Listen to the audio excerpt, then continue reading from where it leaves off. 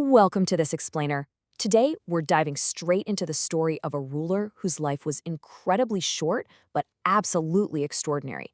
We're going to explore a historical figure who somehow managed to perfectly blend deep scholarship, relentless multi-front warfare, and ultimately an unimaginably profound sacrifice.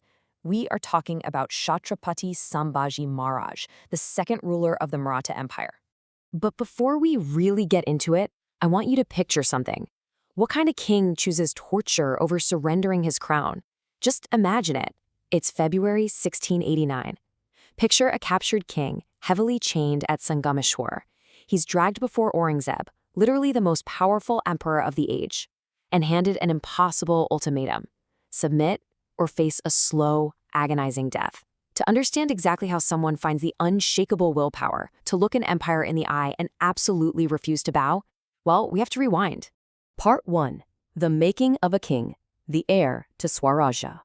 Born into this massive legacy on May 14, 1657, at Purandar Fort, Sambhaji was the son of the legendary Chhatrapati Shivaji Maharaj and Queen Saibai. Tragically, he lost his mom when he was just 2 years old. Because of that early loss, his grandmother, Jijabai, really stepped in. She completely immersed him in the great epics, teaching him courage, duty, and this deep, unwavering love for his motherland. And that courage was tested incredibly early on. In 1666, when he was only 9 years old, he accompanied his father to the Mughal court at Agra Fort, where they were abruptly thrown under house arrest by Aurangzeb. Just imagine being a 9-year-old kid trapped far from home, surrounded by enemy guards in a highly hostile imperial court. But he watched his father's calm strategic thinking, and they pulled off a daring escape. This pivotal childhood trauma didn't break him. Actually, it totally foreshadowed his lifelong fearlessness whenever he faced imperial threats. Part 2. Scholar and the Sword, a Dual Nature. You see, his father made absolutely sure Sambhaji was shaped by a rare, intense blend of both deep intellectual curiosity and incredibly strict martial discipline. There's this amazing contrast to his upbringing.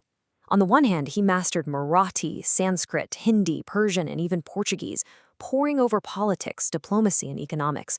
But at the exact same time, he's out there mastering swordsmanship, archery, spear combat, and fort warfare.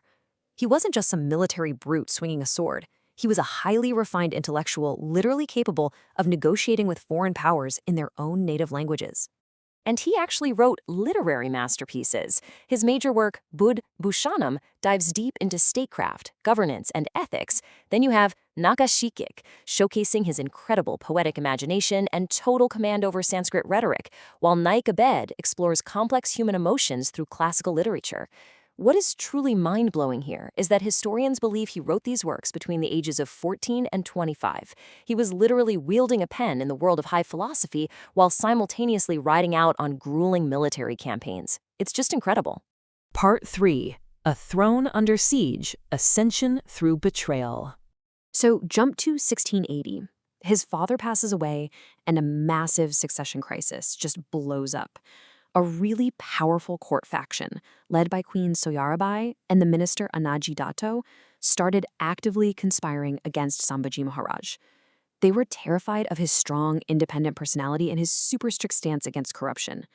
These conspirators went so far as to conceal his father's death and secretly crown his much younger half-brother Rajaram. But Sambhaji didn't panic. Leaning on his legitimate military backing, he rallied loyal commanders from all across the kingdom. He marched right on the capital at Raigad and effortlessly dismantled the entire conspiracy. Showing immense political maturity, he completely spared his young brother Rajaram and was rightfully crowned the second Chhatrapati in 1681.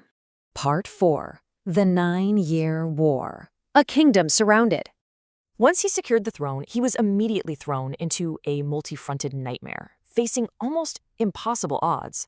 Against the absolutely massive Mughal Empire, he deployed rapid-fire raids to completely destroy their supply lines. Down in Goa against the expanding Portuguese, he launched super-aggressive containment campaigns. And against the cities of Janjira, who were disrupting vital trade, he executed really tight maritime defense operations. He successfully defended his kingdom without suffering a single decisive open battle defeat.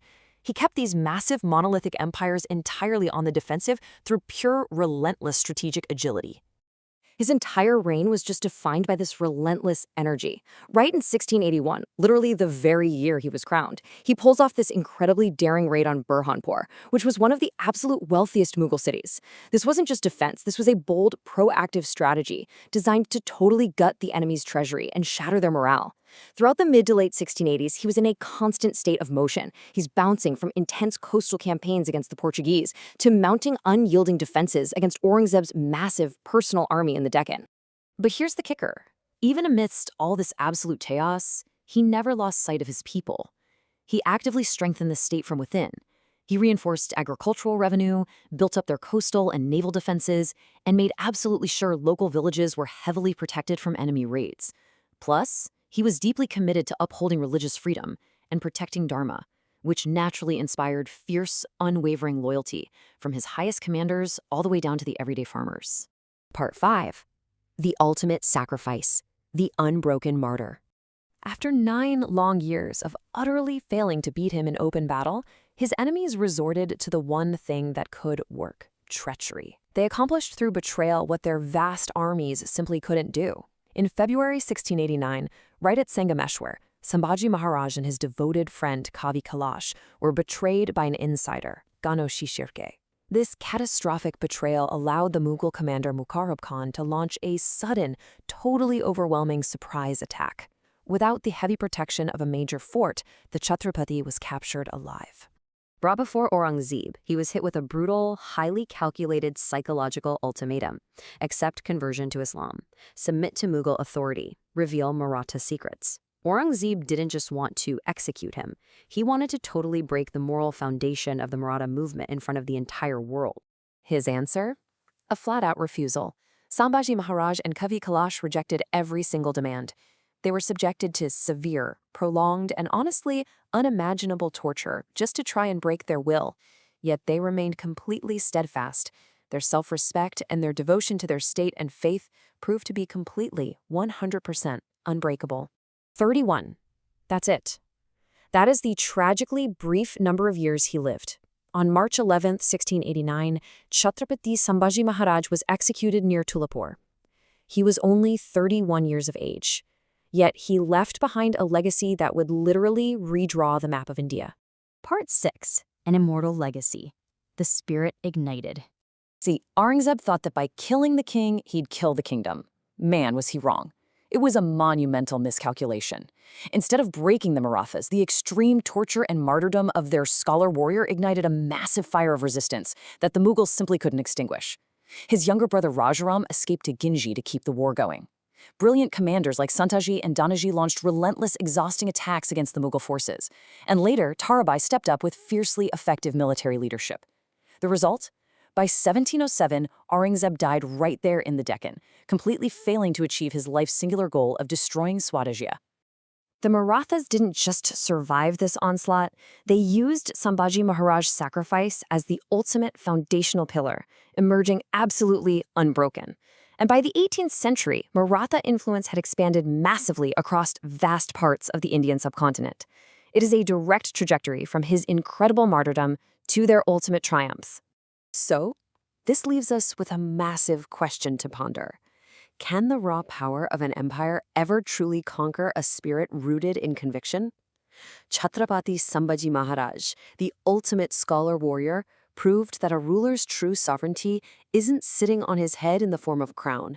It's within an unconquerable spirit. His life reminds us that honor, intellect, and pure ideas will always, always outlast worldly empires. Thanks for joining me on this explainer. Keep learning, keep questioning, and I'll catch you next time.